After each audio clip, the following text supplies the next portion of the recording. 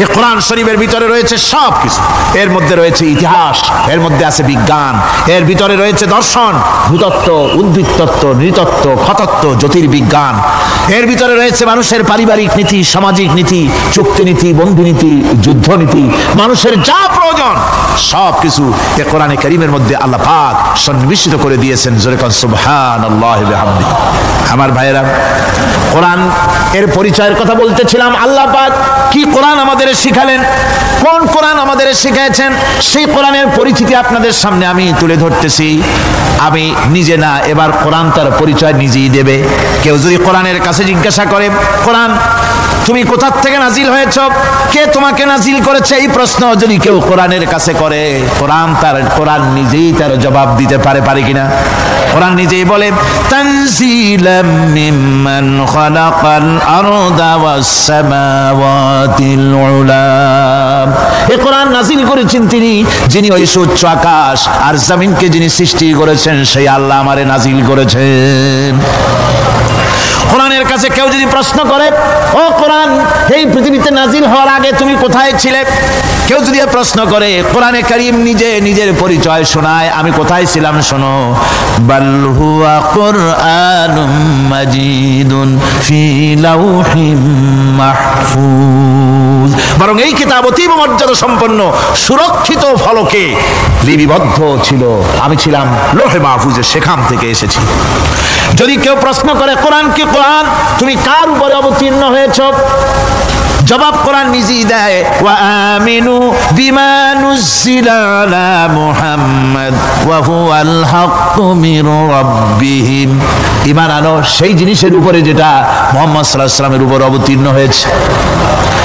আবার অন্য আয়াতেও জবাব পাওয়া যায়, তাবারাকাল্লাযী নাযালাল ফুরকানা আলা আবদিহি লিয়াকুনা লিল আলামিনা নাযীরা।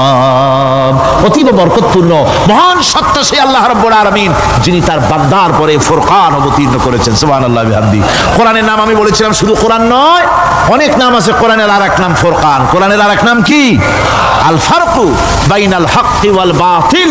কোরআন হচ্ছে সেই মহাসত্য যা মিথ্যা এবং সত্যের মধ্যে পার্থক্য সূচিত করে, মঙ্গল এবং অমঙ্গলের মধ্যে পার্থক্য সৃষ্টি করে, যা সত্য এবং মিথ্যার মধ্যে তাফরিকা সৃষ্টি করে, সত্যকে মানুষকে বুঝিয়ে দেয়, তার নাম হচ্ছে ফুরকান। এবার যদি প্রশ্ন করা হয়, ও কোরআন বুঝলাম তুমি লৌহে মাহফুজে ছিলে, বুঝলাম তুমি নবীজির উপরে নাজিল হয়েছো, এবার বলো তুমি কোন মাসে নাজিল হয়েছো, তুমি তো আসছিলা প্রথম কোন মাসে নাজিল হয়েছো?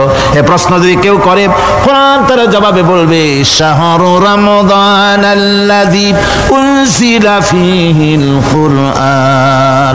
রমজানের পবিত্র মাসে আমি অবতীর্ণ হয়েছি। সুবহানাল্লাহ।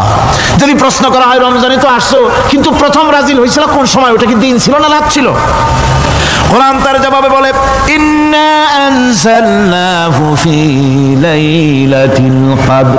কদরের পবিত্র রাতে আমি এই পৃথিবীতে আমার আগমন ঘটেছিল। যদি প্রশ্ন করা হয়, বুঝলাম সবই, কেন নাজিল হয়েছে তুমি, এই পৃথিবীতে তোমার আসার উদ্দেশ্য কি, মূল কাজটা কি, এই প্রশ্ন যদি করা হয়, কোরআনে কারীম তার জবাবে বলে, শোনো কেন এসেছি, লিতুখরিজান নাসা মিনাজ যুলুমাতি ইলান নূর। আমার মিশন হচ্ছে গোটা বিশ্ব মানবতাকে পুঞ্জীভূত জমাট বাঁধা অন্ধকারের ভেতর থেকে টেনে বের করে আলোর সন্ধান দিতে, আলোর দিকে আনার জন্য আমি কোরআন নাজিল হয়েছি। গোটা পৃথিবীর মানুষ আছে অন্ধকারের ভিতরে। কিসের মধ্যে? অন্ধকার কি? অন্ধকার হচ্ছে পুঁজিবাদ, অন্ধকার সমাজতন্ত্র, অন্ধকার ধর্ম নিরপেক্ষতাবাদ, অন্ধকার জাতীয়তাবাদ, মানুষের তৈরি করা যত মতবাদ সব কি? জোরে কোন সবগুলি কি? অন্ধকার। আজকে আসার সময় দেখলাম দেওয়ালে লেখা, সমাজতন্ত্র আমরা প্রতিষ্ঠা করে ছাড়বো। চিন্তা করলাম, যারা লিখছেন তারা কি পাগল না ছাগল? কি আশ্চর্য কথা! যেই মতবাদ পৃথিবীর মাটি থেকে যে দেশে করেছে, অথবা সেই দেশের লোকেরা তাদের দেশ থেকে বিদায় করে দিল, তাদের হাতি বিদায় করে দিল, ছিন্ন ভিন্ন করে জুতার তলে পিঠ শেষ করে দিল, তৈরি করা শত সহস্র বিলিয়ন বইগুলি আগুন জ্বালিয়ে দিল।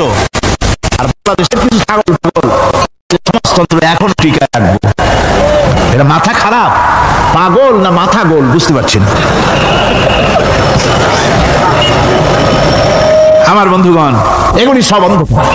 এই অন্ধকারের ভেতর থেকে মানুষগুলিকে টেনে আনবে কোরআন কিসের দিকে? আলোর দিকে।